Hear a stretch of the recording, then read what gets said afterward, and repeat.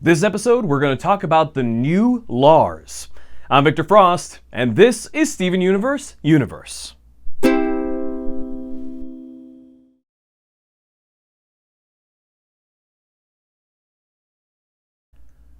Don't get too comfortable, folks. This is going to be a short one.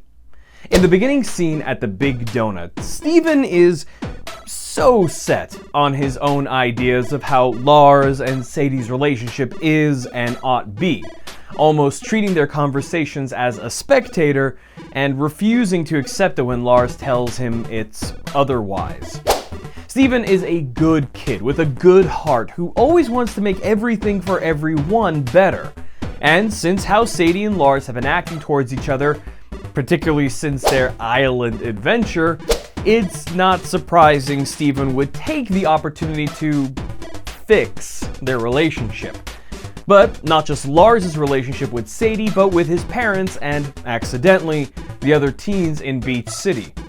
And this sort of summarizes the whole episode.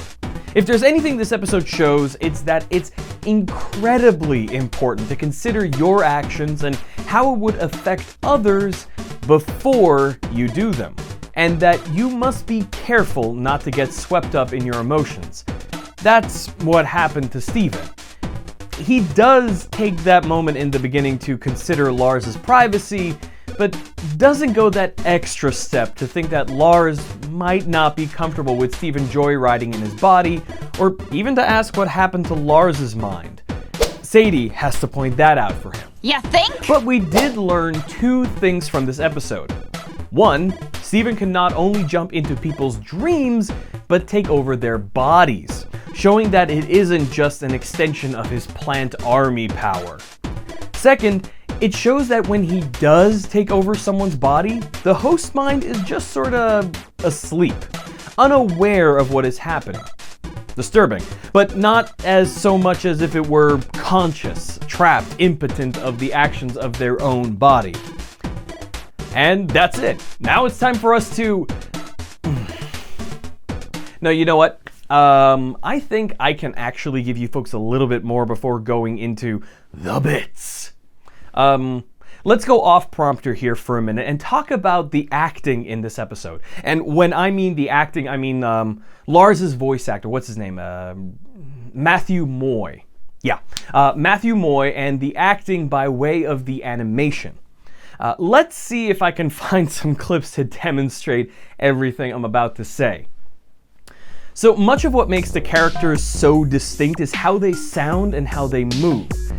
Now make that all of what makes them distinct.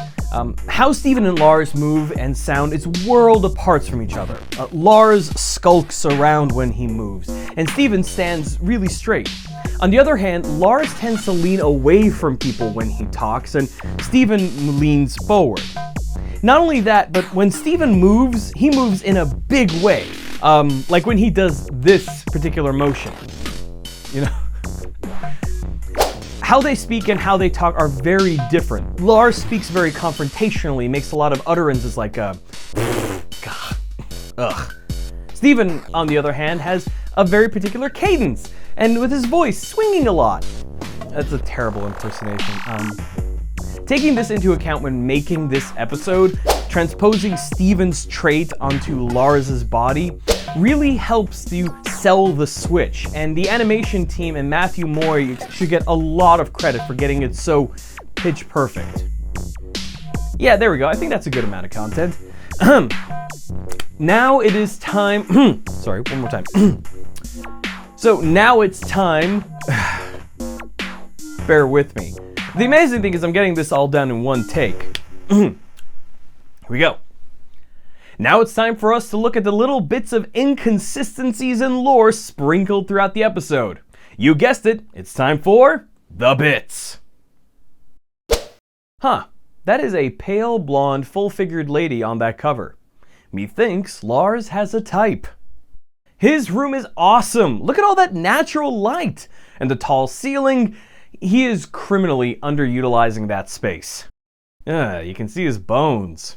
Gross. Lars' dad's name is Dante. Laramie.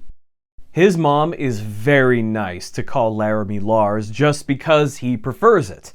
I, however, will call him Laramie from here on out. That is a drawing of an AT-AT in the background. Holy crap! If my grades ever looked anything like that, my ass would have been grass. I'm starting to think Laramie's parents are way too chill. If that's below average, then the Marianas Trench is just a bit deeper than a swimming pool. He didn't even... okay, look, maybe my upbringing is a bit different from other people. I don't know. And I do occasionally swear around my parents. But if I ever swore at them, I would probably be disowned. If you're freaking Onion out, no, you know what? I'm okay with this. Sadie has a very specific taste in movies. Not one that I share. Laramie's mom's name is Martha, and she's kinda rad. What a face.